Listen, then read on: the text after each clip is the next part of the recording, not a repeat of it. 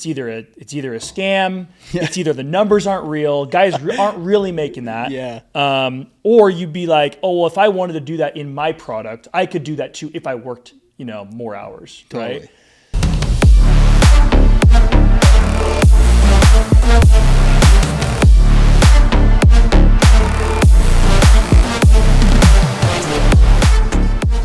Solar Pros, welcome back. Another episode of The Pursuit. I'm your host, Josh Holland. Today's guest is our boy, the man, the myth, the legend, Christopher Francis Malink. How you doing, brother? I love how you use the middle name. Not a lot of people know Francis. It doesn't come out very often. I know Francis. You know it. Yeah. For those of you guys that don't know, Chris is one of our SVPs, now partner and founder of Solar Pros, and someone that I've had the privilege to work with for, Long time now. 9 plus years. So we go way back in a lot of different capacities too. So super excited to have him on. I think for those of you guys watching, like this is a really, really cool story about, like his journey in solar, but like just in door to door, like as an entrepreneur, of being able to redefine yourself and finding ways to add value by any means necessary. Well, I feel like that defines a lot of what you've done. Yeah. I think that there's been so many different stages, like going all the way back. There's been just different stages and different periods where, there was like, it was like, hey, like find a spot and go create something, go add value, go influence.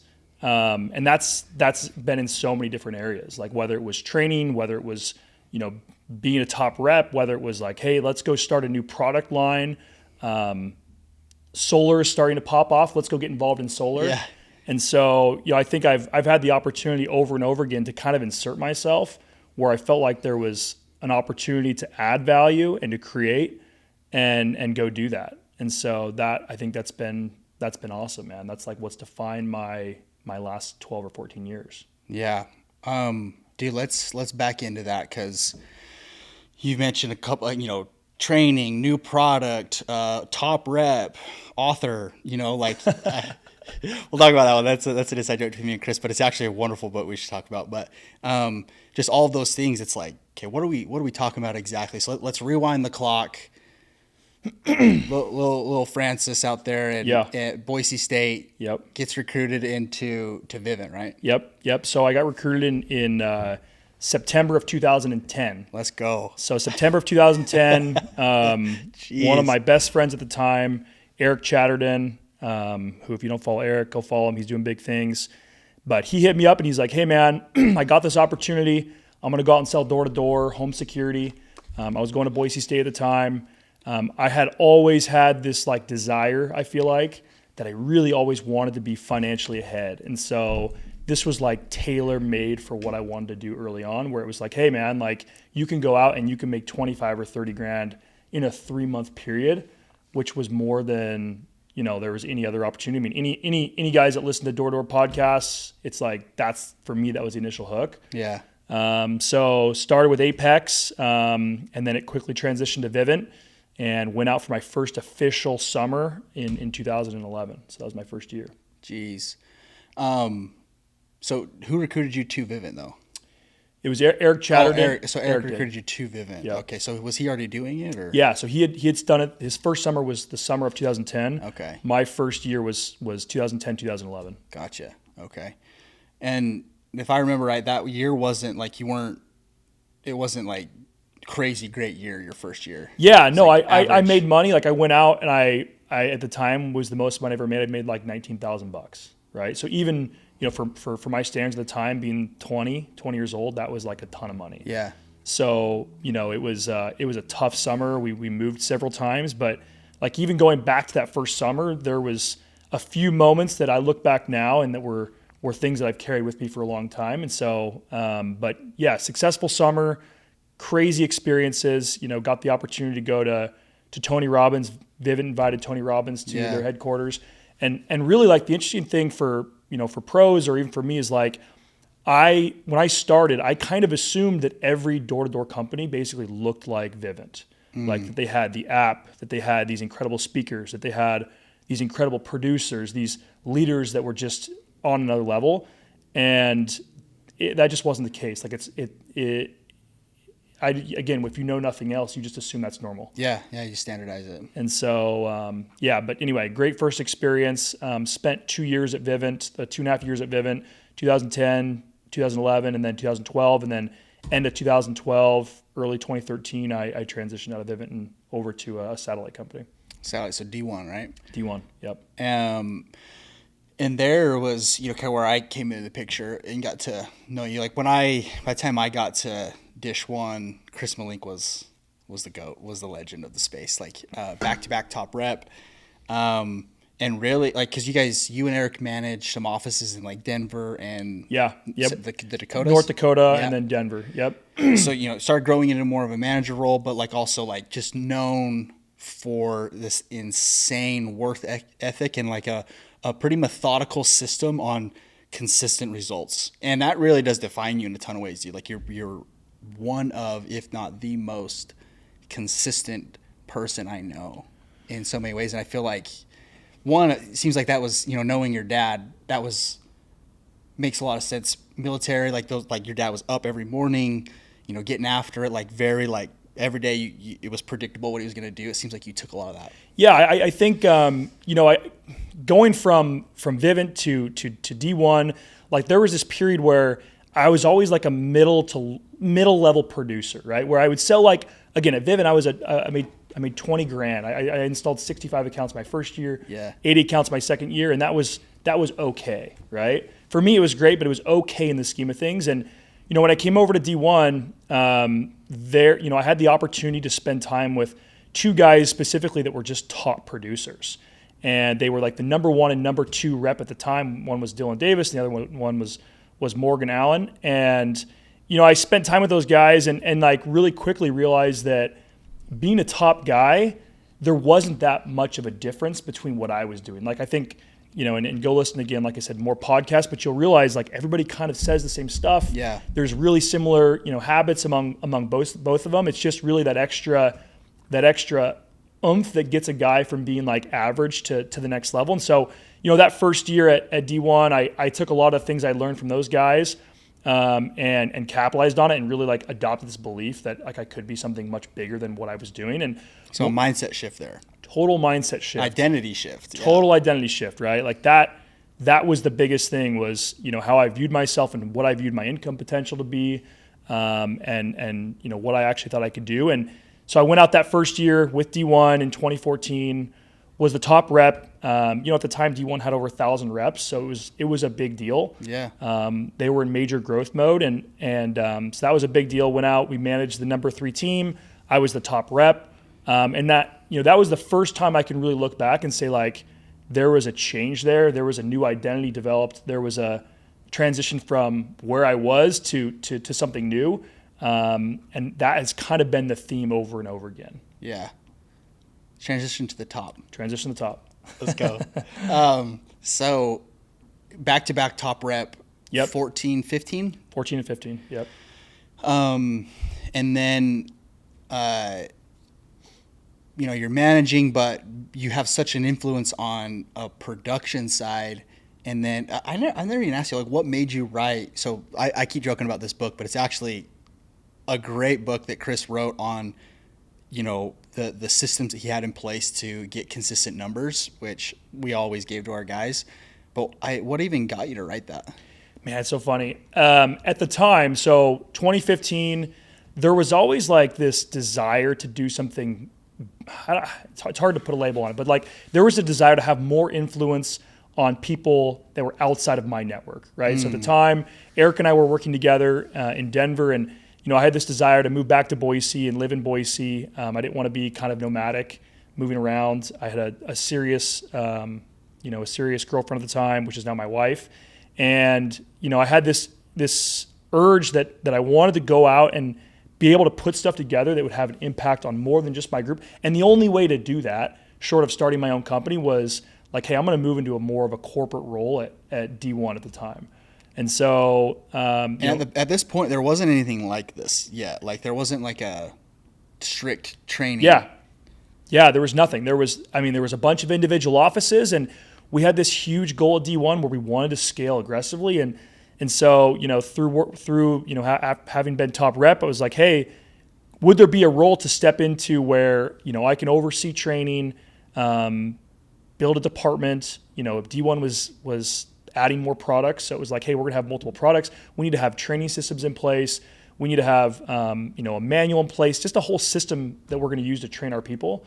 And so, pretty quickly, like it went from like, hey, Chris is like, overseeing training, or Chris is a corporate trainer, to like, now we've got several trainers. Now we've got a training department. Now we've got a training department, and, we've got multiple products we're training on. And now it's, we've got multiple products we're training on and an internship program. So there was kind of just more and more things that we added over the years. But, that book transitioned to the top. Like I wrote it after my best summer I'd ever had. And it was just something that I could give to guys to help them have that identity shift. And at the time, I don't even know if I labeled it as that, but that's really what it was. Like if you read the book, it's probably 15 pages, 20 pages, but it really goes through the process of like how you view yourself, which generally comes from the first 18, 19, 20 years of your life, to if you want to make a transition from making, amateur money to professional money, like the process that I went through that I think a lot of people go through.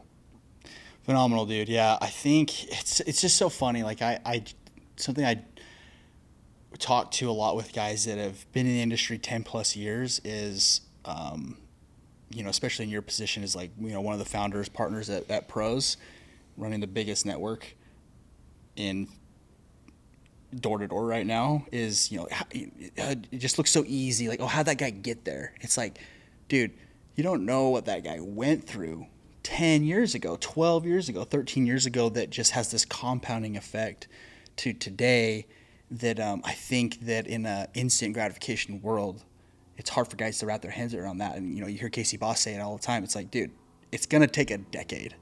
And it truly does, because all of these things have to start going right. Where, everything you put in the past, it compounds. And then all of a sudden it's like, yeah, dude, to me, like, I look at you, I'm like, Chris is where he's at because it makes total sense, but I got to see it. A lot of guys, I don't feel like they see what someone who's been in the industry that long goes through, like a Josh Leiter, 20 years. You know what I mean? But I think to add some thought on what some things you just went over, your skill set that you have, and one of your biggest strengths is being able to create value out of thin air, like finding the gap. Like, okay, where is it? Boom, there. Okay, what do I need to do? Solve the problem, critical thinking, get out, get it done, and then boom, massive value add. And that skill set is hard to be like anxiously engaged in solving problems outside of, what you normally do. Where do you think that came from? No, I think a couple things. I mean, I think, I always had the ability to sit with guys and hear their problems and kind of where there was maybe an opportunity. Like I think in any value add situation, it's being able to look at an asset, a business, whether it be a home or whether it be solar or a company, and identify like, where are we missing revenue opportunities? Like where if we added this, could we get more out of the business? Yeah. And I think that, I've had that, that's helped me in a variety of different ways. But when it came to Caliber or D1 at the time, like there was a lot of areas that I felt like, man, we're underproducing here, or maybe we could add another product and get more here. Or maybe if we had, this training role or this internship role, that we could get more recruits here.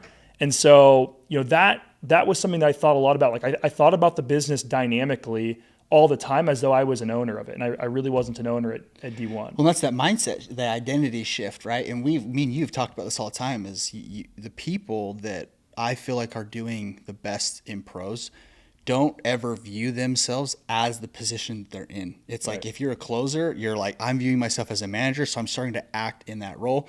If you're a manager, you view yourself as a regional or divisional or a VP. I feel like Caden and Logan are at the Mambas, like they're a very good example of that. It's like they don't view themselves that way, so you act differently. Totally.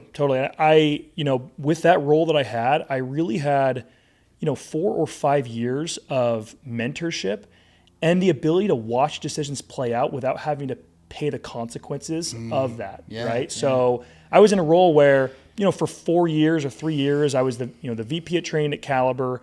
And, we were doing good volume. We were doing 50,000 dish accounts a year, which is crazy. Like, that's a lot of volume. Yeah. We were the largest satellite TV company at the time, which to some guys, they might think like, that's crazy. Who does satellite? But, 5-7 years ago, it was a big deal. It was a big product. It was a big deal. And so, I worked with our sales VPs all the time. I worked with our regionals all the time. I worked with ownership all the time. And I could watch as things played out and really like decide for myself whether like that was a good decision made by them or a bad decision, and what I would do differently if I was in that position at some point. Yeah. And so again, like being in that role, you just got a lot of experience to see things play out. Even though I wasn't in a direct sales leadership role, or over a network per se, I was involved with them all the time. And so, that really was a big piece that really prepared me to transition to, the next role. Yeah. I mean, let's fast forward there because, Caliber's doing multiple products, T-Mobile, Sprint, alarms, solar. A little bit of everything. A little bit of the trench coat. You're like, hey, what do you want? I can give it to you. Yep. You're overseeing the training department there. And then Ryan Olson, our dear friend, our boy, freaking love that guy. He passes away.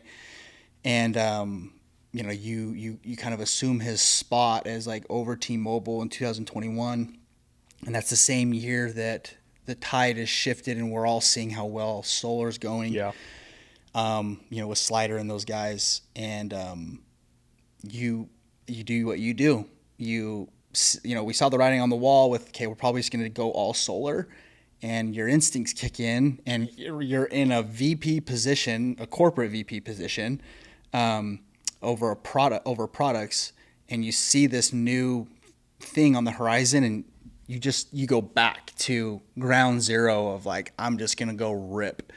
And where did that come from? Like, what inspired that, and like, what was the desired outcome there? Yeah, I think exactly what you're describing. Like, if you were in door to door in 2019, 2020, 2021, you were in solar, you were for sure watching solar. Oh yeah. And the same conversation I'd had like a dozen times. It was like, it's either a scam, it's either the numbers aren't real, guys aren't really making that. Yeah.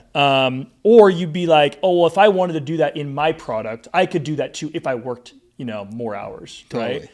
So I think I played that game for probably a year, and then in end of 2020, I vividly remember seeing a guy that I knew send me paychecks of what he was doing personally on the doors, just personally.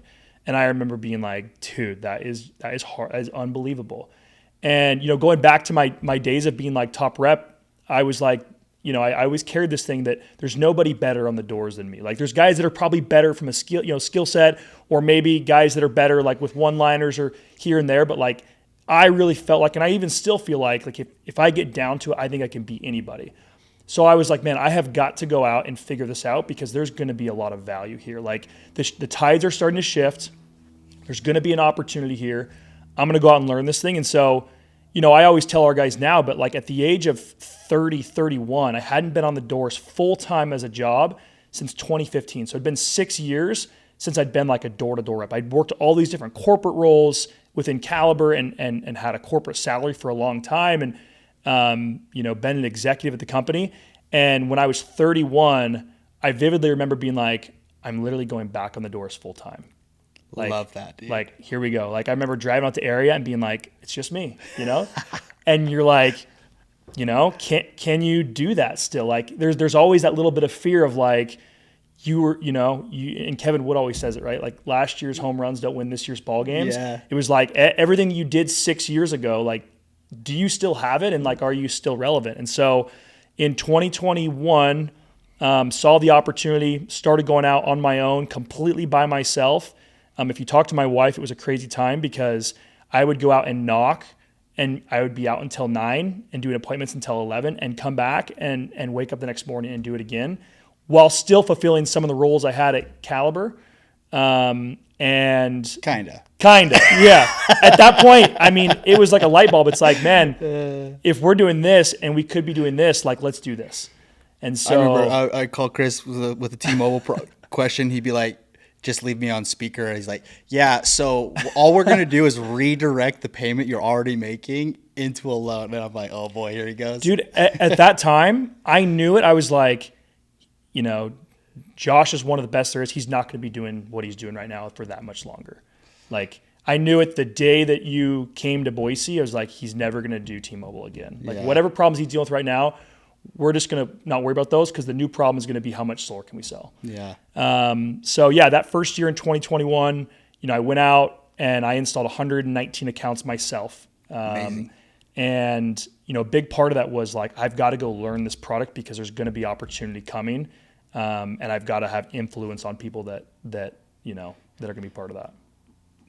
Which is, man, I want people to understand this part right here, because this is like, you look at where things are now, this part of your life was a very pivotal moment because you have a previous relationship with Cam Gray. Cam Gray's always ran Evolve. And you jumped ahead and got, you know, ahead of the learning curve of solar because there really is so much to digest. Yeah. It changes. It's way more complex. You're dealing with way more money than these low ticket sales. Even though we've done multiple products, solar really is its own animal.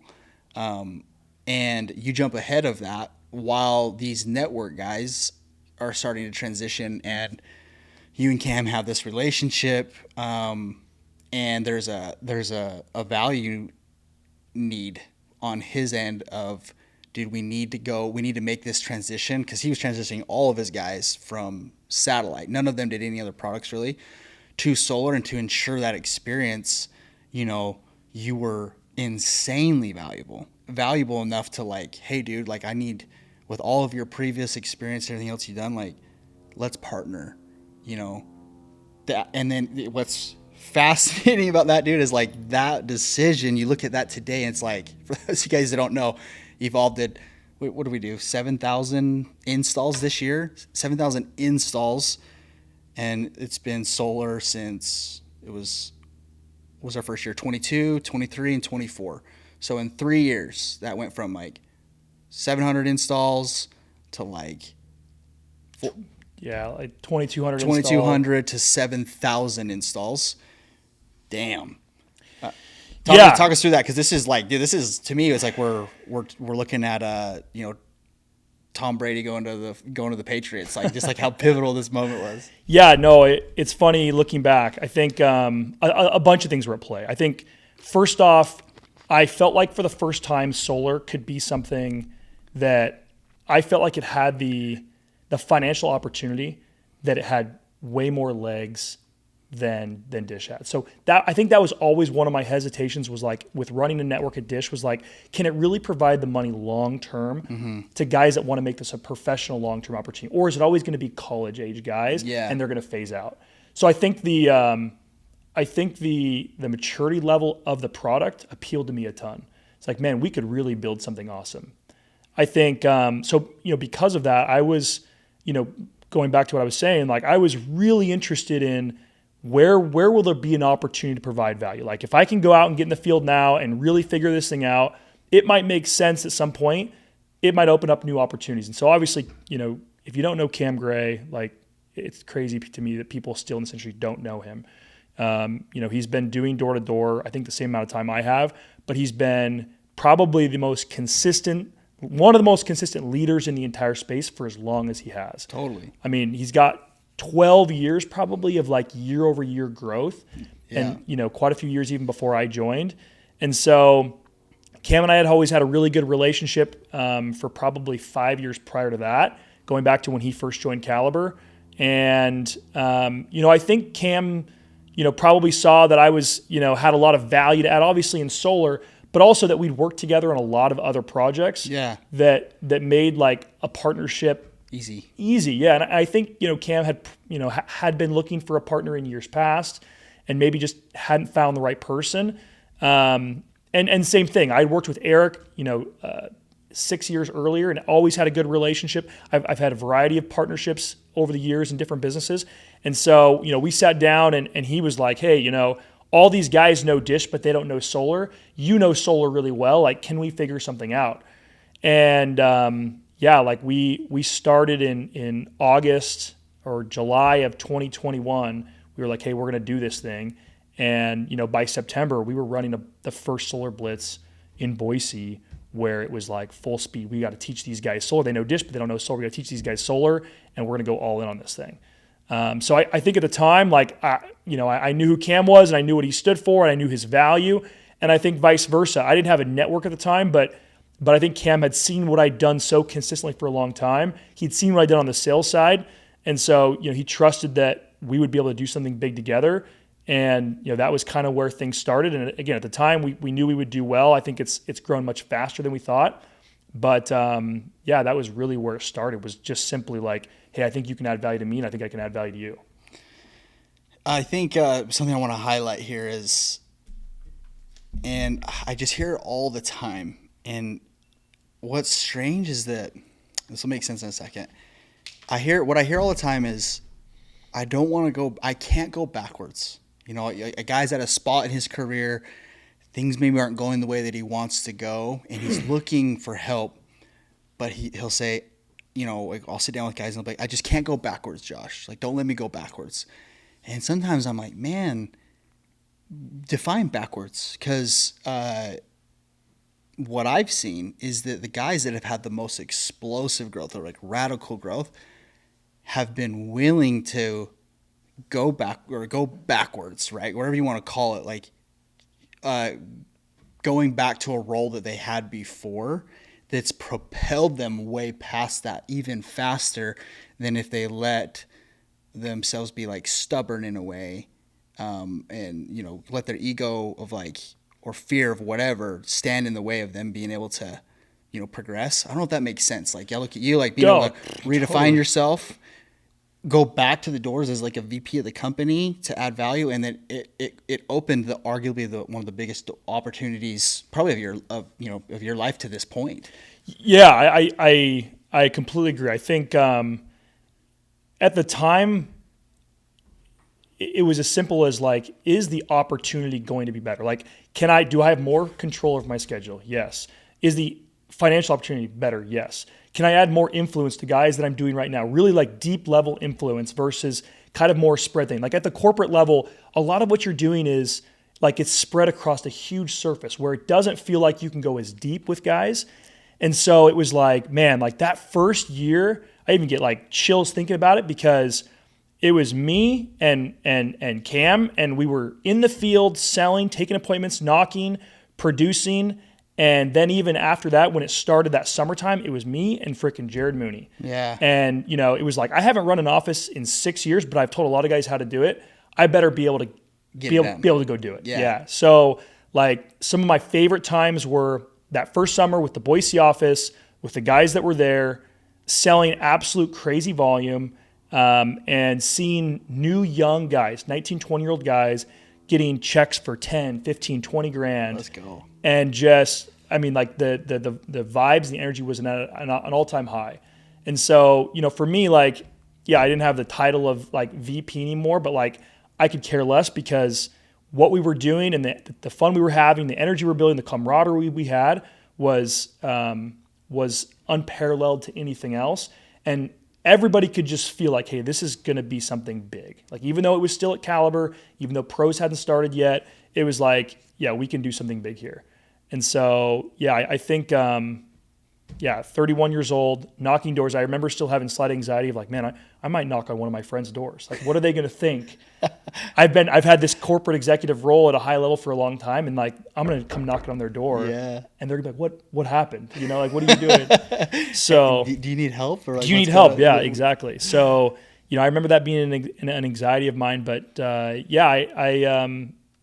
was really where it started. And that first summer, there was a lot of things I had to do. Like, I think, in a lot of ways, I had to remember what it's like to be a top rep. I had to relearn a management role that I hadn't actually held that exact position in a long time.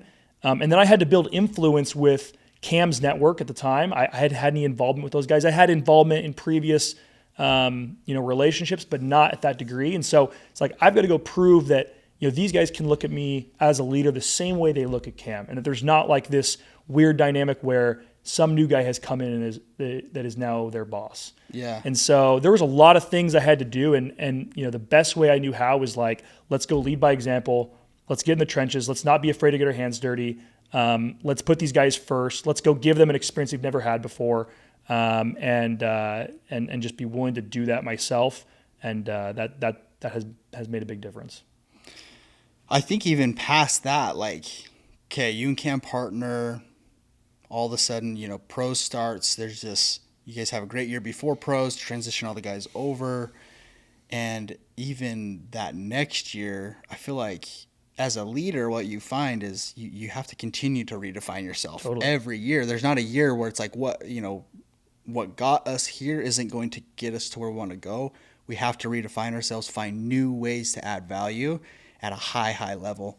What does that look like beyond that year? Like, 2023, 2024, where the network, now you guys have completely outgrown the doors, where, the best use of your time is recruiting, developing, time with leadership. What does that look like for you as far as adding value? Yeah, I think that's a great point. Like you just said it, and that's the biggest thing is what got you to where you are today won't get you to where you want to be tomorrow. And I think if you look at 2021, it was like, okay, can you go sell? Well, you already know how to sell. So yeah, it's a new product, but you can sell. And then 2022 is like, okay, yeah, now you're going to go manage a bunch of guys. 2023 is, and 24 is probably like more, can you go run a big region? And not only a big region, but can you help grow it? And then, 2020, this year, 2024 has been, can you step into a role where now you're actually leading multiple large regions? So you're right. Like every single year has had a different challenge. I think that understanding that everything that being uncomfortable is going to be part of the experience. Oh yeah, has been the biggest thing that has been my blessing. Like going back to Caliber and the days of doing big trainings and kind of having that desire to step into a role and find a way to add value, like that was part of my DNA early. And that really is what, every time you make a step is required. This last year, 2024, we go from 2,300 accounts to 7,000 accounts. And, that required us to get really, really good at being able to tell pro story, really, really good at being able to go out and talk to guys who are with other companies and pitch this vision. And then also being really good at being able to take them once they came over and help provide the experience that we had promised them on paper.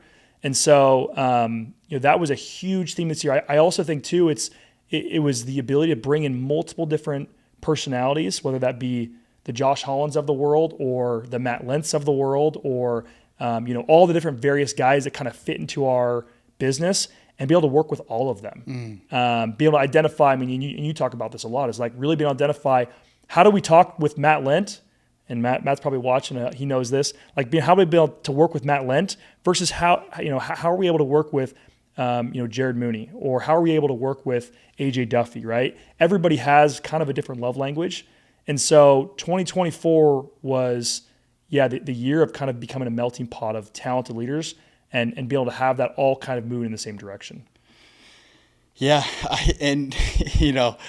I think a lot of the stuff that you guys have learned, because it's like, dude, just keeping up with the growth, because the momentum and the wave is so big with pros and freedom that, you're just scrambling to be learn fast. Yeah. You're being forced to just learn at an expedited rate. I think we all feel that.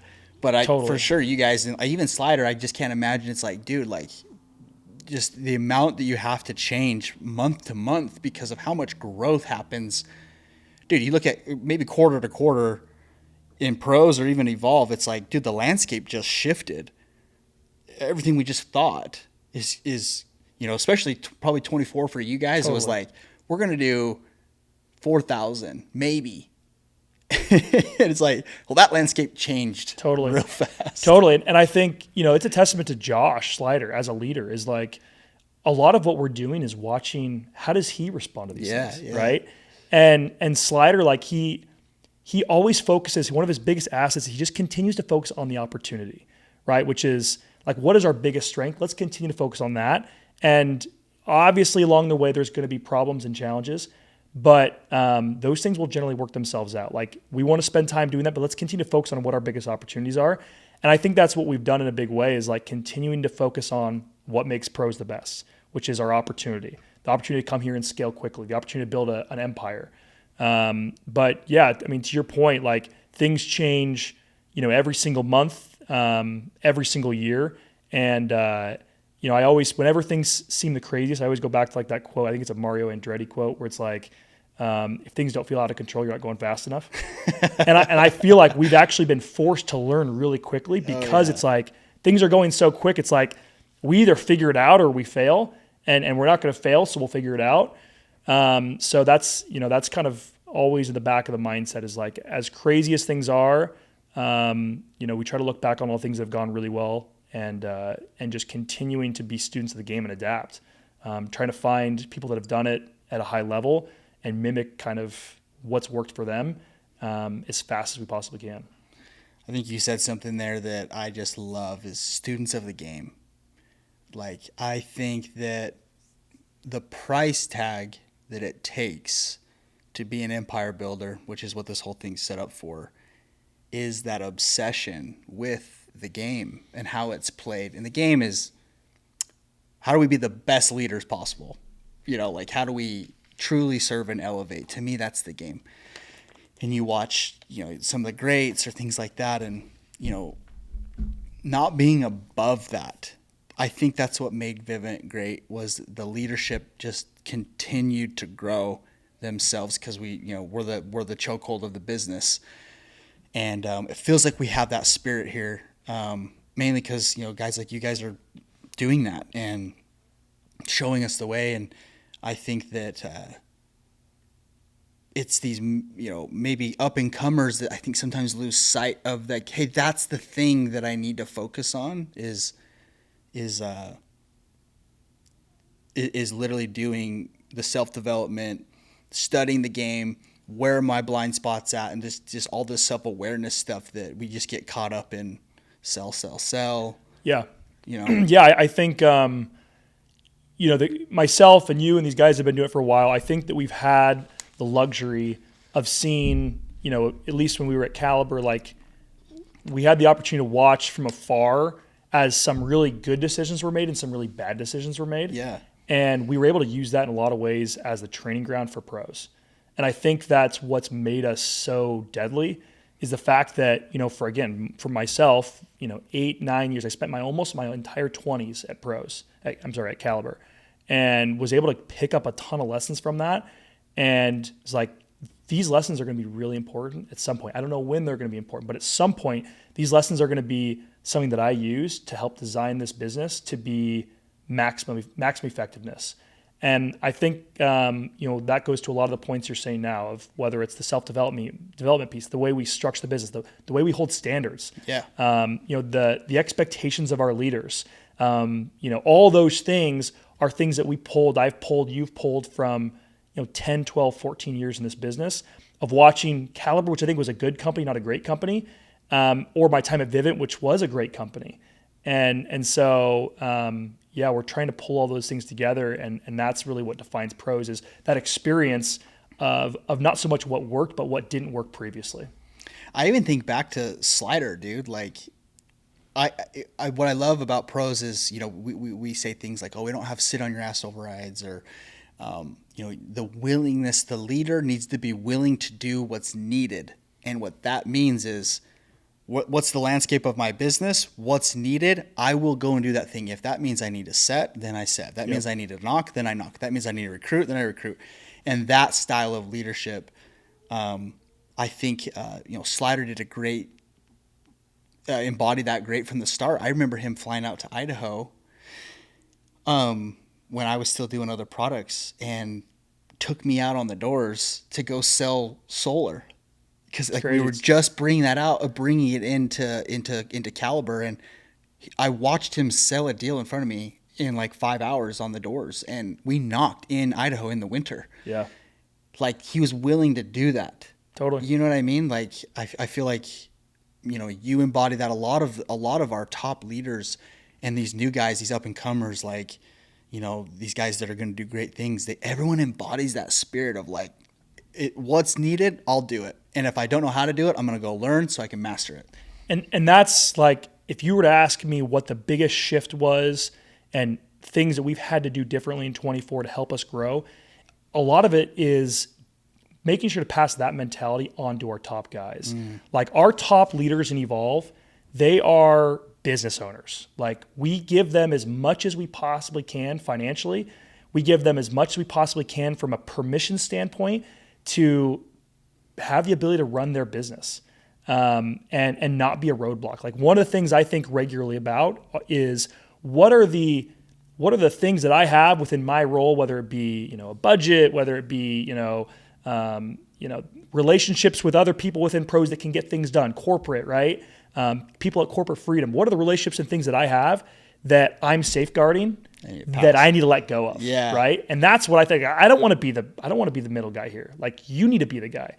And I think that's what causes exponential growth because that's what Slider did for us, right? Like when we first started pros, like, he gave us whatever we needed to be able to go and grow.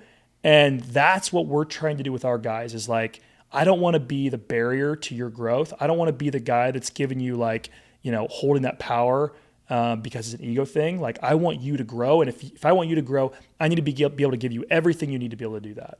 And I think that's what's different about pros. And I think that's what's absolutely different about Evolve is, no one is trying to gatekeep anything from our top leaders to have the tools to be able to go and put deals together, to be able to open new markets, to be able to build relationships with senior leaders at Freedom. Like if you have that relationship and you want to grow, like we want to give you that ability. Yeah, dude, that's a great point. I think my experience in Evolve, being, some guys might know, I was real stubborn, thought that this transition to pros is like, me and Tegan started from scratch, but we're like, we got it. Like we got the experience and momentum is a real thing and tapping into, talk about taking a step back, right? A step back, whatever you want to call it, redefining yourself and coming under you guys was, I credit everything that we've done to being part of you guys. And I think that there's something to be said with Evolve on like the scale that it's exploded to even inside of pros is unique, dude. Like, close to 20,000 accounts sold. And like, what we'll do this year, it's incredible. It's hard to really wrap your mind around, the past couple of years and like just how much it's changed and how much it will continue to change. And I think you guys have done a great job of, at least from my perspective, of trying to handle that growth while empowering your people, while adding value, while growing. It's just like, dude, that's just so much to take on. And it does feel like we're heading into some really, really good times.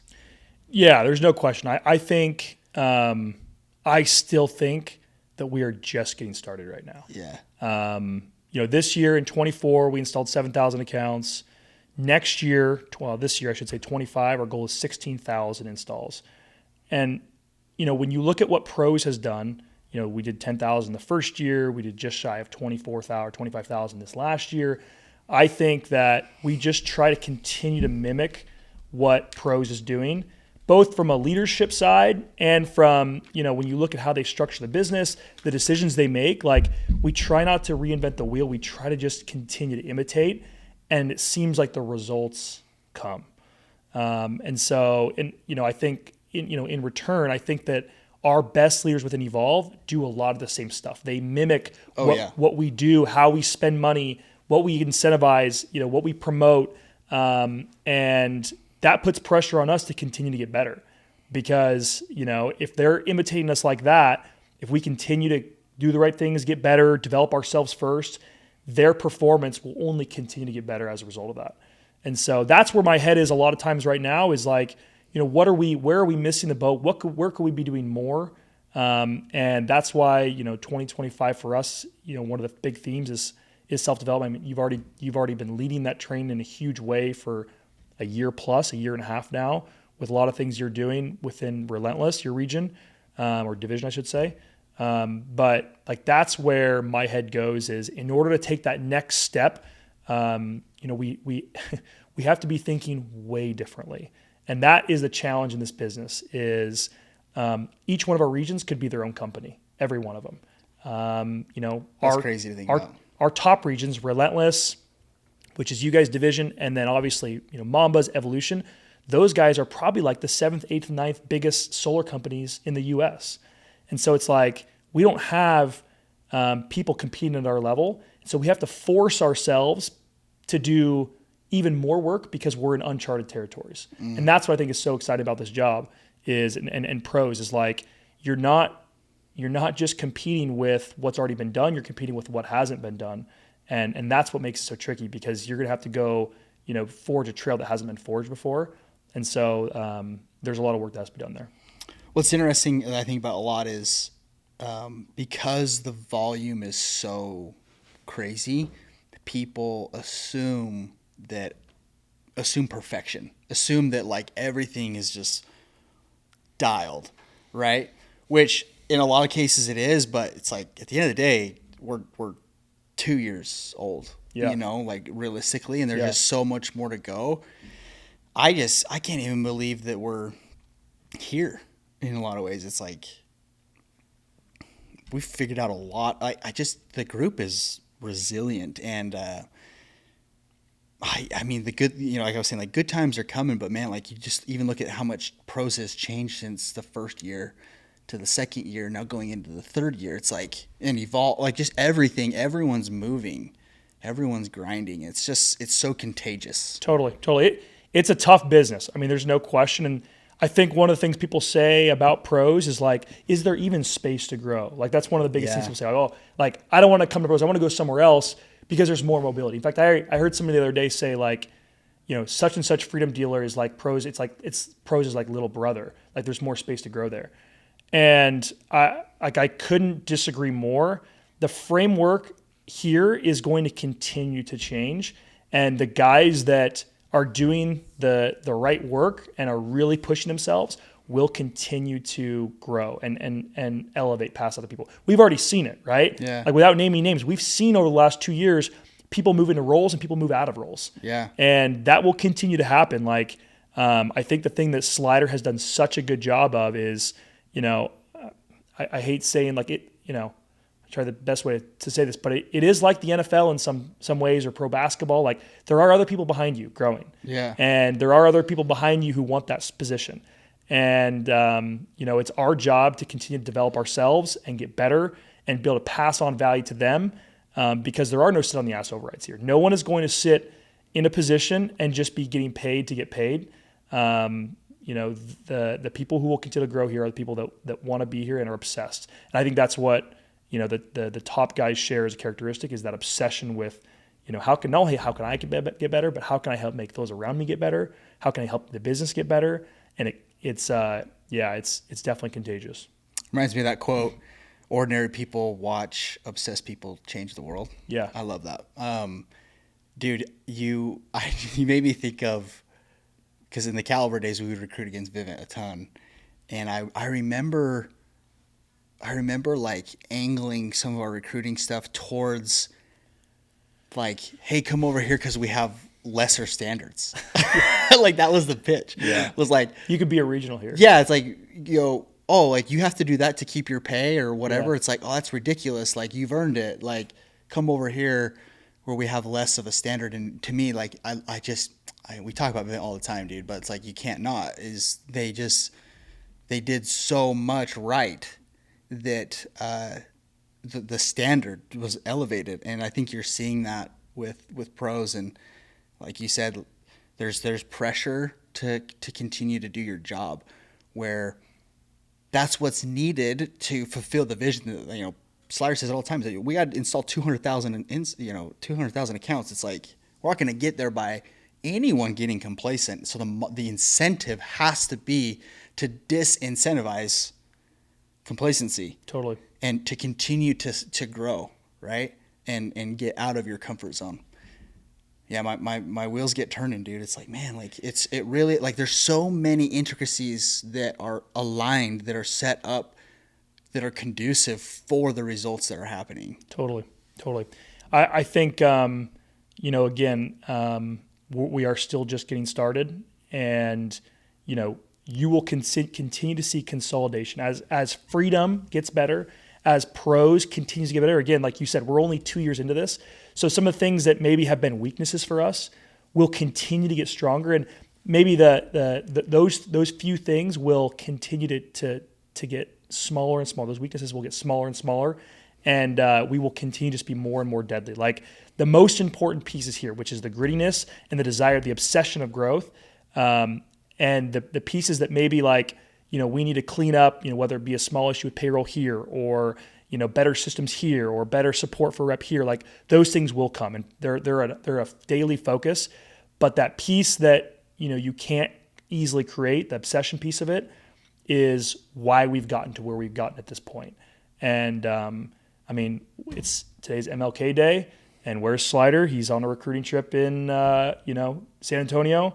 Where's the other guys? Where's Justin? He's going to Costa Rica tomorrow for a recruiting trip or a event.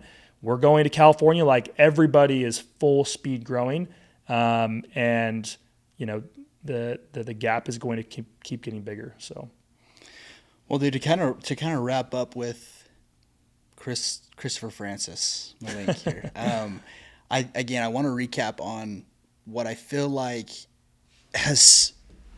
you've been an example of a lot of things, but especially the willingness to redefine yourself, the ability to recognize gaps and opportunities where you can add value. So like that sense of, I can fulfill that.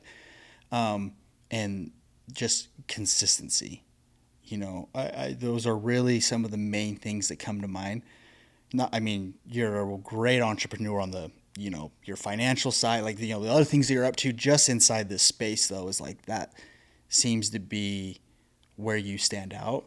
What do you have to say to up and comers or, guys that, want to be the next Chris Melink, or what advice? Man, I think, consistency. I think everyone's probably seen that. Like there's like that Instagram, meme or whatever it is. It's like the 10 things that require, that don't require any skill. Yeah. Right. I think I embody a lot of those things, really well. I think there's so much you can do in this space with just having some of those intangible things. Like these are just things that I do. I'm on time. I show up prepared. I'm consistent. I care. I put other people first. Those things alone, before you get into the skill sets of recruiting, before you get into the skill sets of training, before you get into the skill sets of, can you put deals together? Can you understand systems? Can you put systems together? All of those things outside of that, that you have total control of, can take you really, really far in this space. I think the willingness to deal with a lot of frustrations and challenge, and the willingness to deal with risk, and be able to bet on yourself have been, my biggest attributes. But I think, if you have a desire to be in this position or to continue to grow your business, in the door-to-door space, I think the thing that I've really relied a lot on too is just finding the right vehicle and the right partner. And Pros for us has been the right vehicle. Freedom has been the right partner. And we've relied on that to really help take us to the next level. If at the end of the day, if you have all the right things and you're doing all the right things, but you're in the wrong spot, you're always going to be capped out. And, Freedom for us has been the partner that's allowed us to give us the nationwide coverage. They've been the partner that's been able to financially support us to be able to go out and create deals to bring in some of the best players. And at the end of the day, their vision is big enough to where, it's not a 1 or 2 year play. It's much, much bigger than that. Freedom has a goal of being 50% market share. Yeah. Like that goal is worthy of giving the max effort, not just for 1 year, but for multiple years. And so I think having them as a partner in this whole thing and having a vision like Brett has been a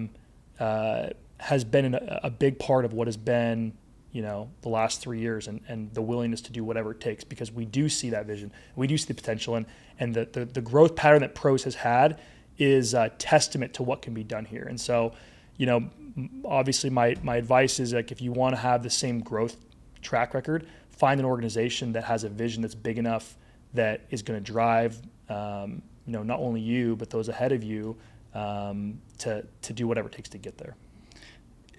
My mind goes with that is you need to be around people that are doing the thing that you want to do, and how important that is. Like, who are you chasing? What example do you have? I know you guys are in pros as a whole in uncharted territories in some ways, and that's like where Vivant or other conversations happen. But these people out in the space, or these guys come up in pros, I always think of, man, there's just so many examples that you can look at and dissect of this is how they did it. Like, there's proof of concept. That's such a blessing because it expands your mind rather than you having to do all of that yourself. Totally. That's such a fortunate thing. And you even said it, like, pros had this goal or this vision because Freedom's vision that trickled to pros, and like what Slider wants to do, and then Evolve's like, hey, well, like, let's try and replicate what pros did.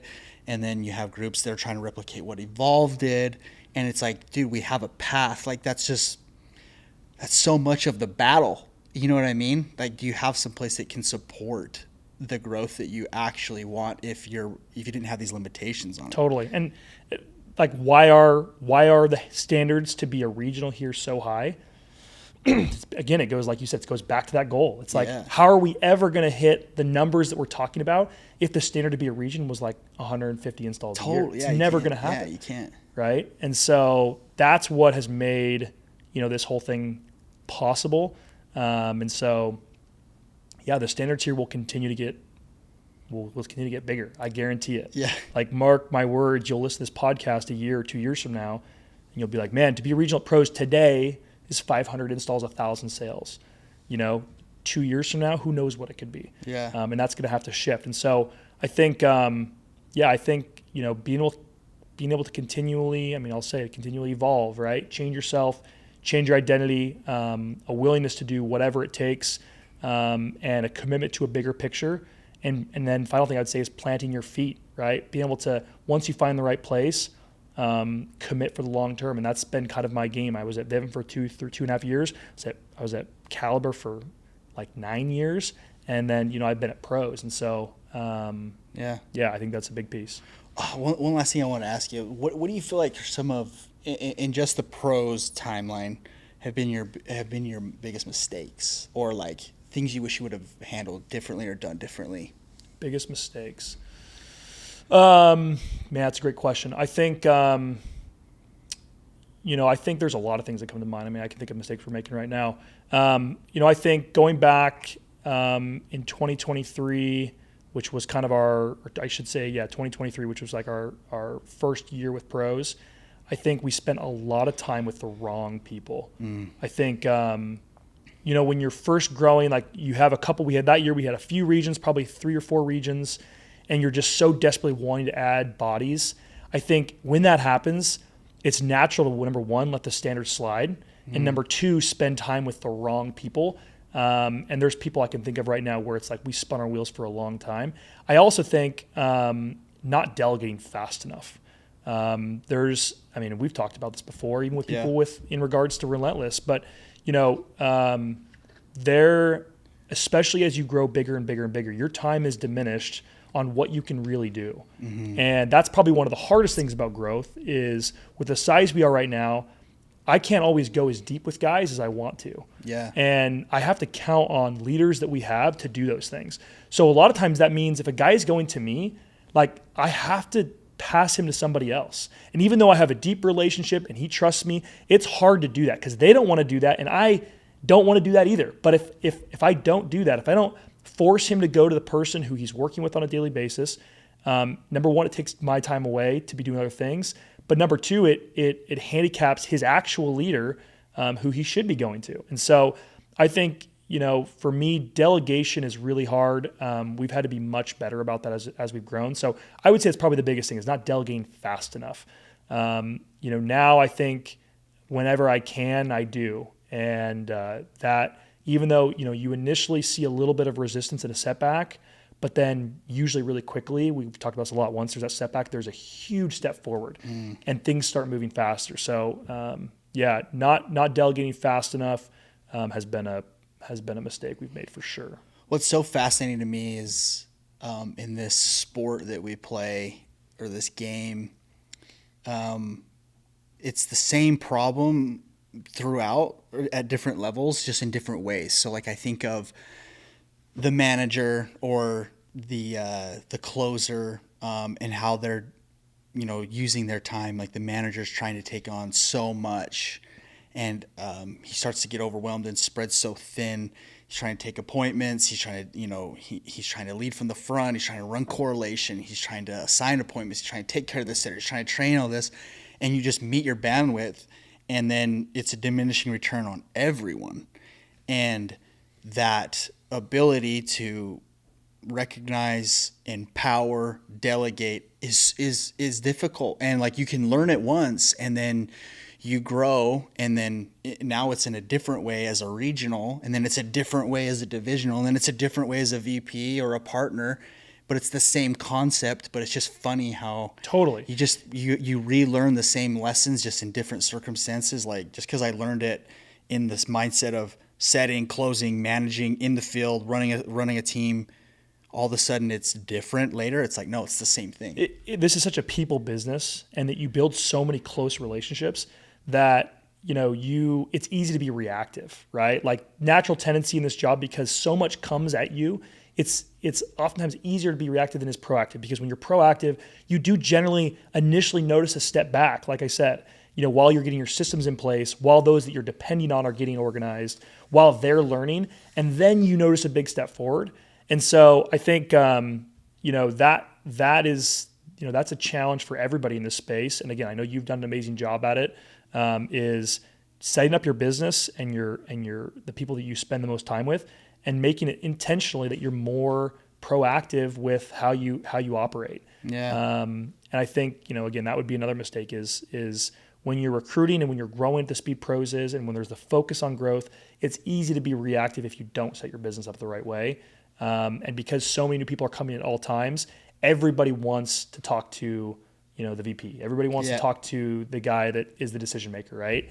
And pushing guys and forcing them to work with who it is they work with on a daily basis, even though initially it's a little bit of a hiccup or it can be challenging, it always ends up producing more long-term, and it empowers your leaders. And that's, again, going back to what has made Evolve what it is and what's made pros what it is we empower our leaders. And that would be my lesson to anybody, is like, continue to empower your leaders, make your leaders legendary. And that's kind of what our focus is for 2025 that we're going to talk more about, at a different time. But, how do we make our leaders continue to make them legends in the space? The law of succession, as they say, dude. Like, how do you, your legacy is your ability to create people that replace you. Good to great. Boom. Dude, Malinky, guys, I just want you to understand, like, my relationship runs really deep with Chris, and I've known him for a long time. I've seen what he does, and I just have so much respect for him. He is an asset in our business that I think everyone should be utilizing. He's a partner. He's one of the founders. He's leading an org that's, doing the biggest things in the space. Like, like success leaves clues. Go reach out to him, follow him on Instagram. Hit him up. Like, I just think that there's so much you could pull from him. You would be crazy not to. But brother, I appreciate you coming on. Appreciate the kind words. Yeah, man.